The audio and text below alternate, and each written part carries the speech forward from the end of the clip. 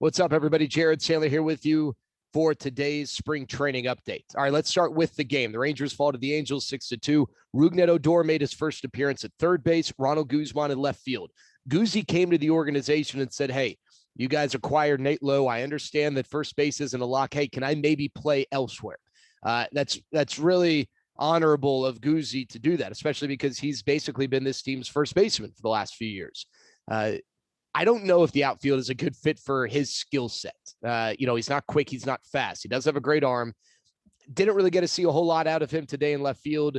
Just looked like a guy who's trying to become familiar with an unfamiliar part of the field. So let's see how he progresses.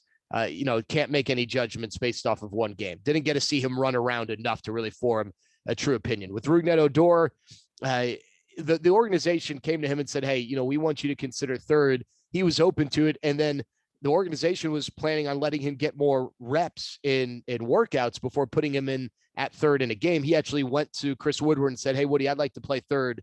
I'm ready to go.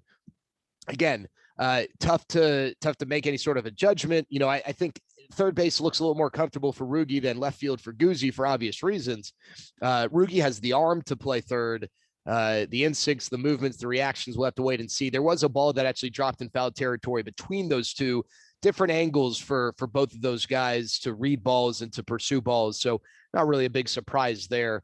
Again, that's something worth monitoring. A lot of you have asked about the progress of Josh Young and Davis Wenzel and Justin Foscue. Justin Foscue got it at bat, and Josh Young played but didn't get it at bat today. Listen, to be honest with you, I've barely seen Justin Foscue just because of when he was drafted and the circumstances of everything, and it's so early in spring. I'll continue to monitor that. What we heard about Justin Foscue is he's got a really good foundational set of skills as a hitter as far as plate discipline, strike zone awareness, command, stuff like that. Josh Young looks the part. Whether or not Josh Young is going to produce at a high level at the major leagues, I mean, it's too early to know. But you watch his movements, he looks like a Major League Baseball player. The at-bats, the movements in the field, again, too early to tell anything. Same with Davis Wenzel, too early to tell. He is very, very fun to watch in the field. Even just when you're watching him warm up or in workouts in the backfield, is really slick fielder with a versatility to play different spots. So we'll continue to track the progress of those guys. All right, the big story for me today, and it impacts those guys, AAA is going to be delayed by a month. Now, that's not a huge surprise. That was the expectation, but it was made official. And this is significant for the Rangers. It impacts everyone, but it will impact some organizations more than others. For instance, an organization like the Rangers with a bunch of young guys who may or may not make the team, and if they don't make the team, are likely going to be big leaguers at some point in the near future. Well, now they don't have a month's worth of AAA games to play when the big league club goes and starts playing their schedule. So Josh Young, for instance, Sam Huff's health might delay his timeline, but he would be a candidate too. Maybe Davis Wenzel is a candidate, and a number of pitchers.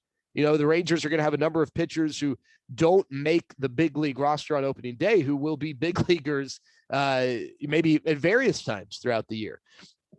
And here's the challenge. It seems like teams have two options.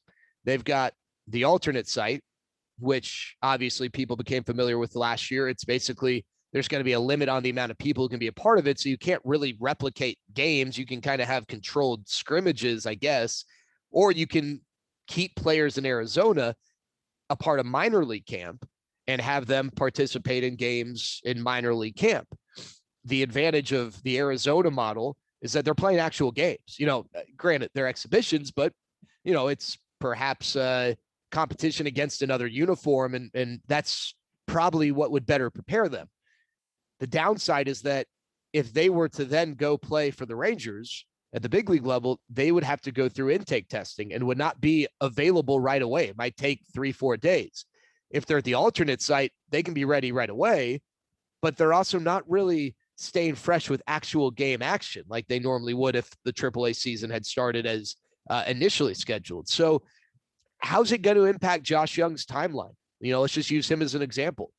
It's tough to know because if there's an injury or an immediate need, there's a possibility that Josh Young makes his major league debut, doesn't make the roster on opening day, but still doesn't even get a single at bat above double or triple A. So it's going to be interesting to see how that impacts young players and how specifically the Rangers handle that situation. It's going to be something worth monitoring for sure.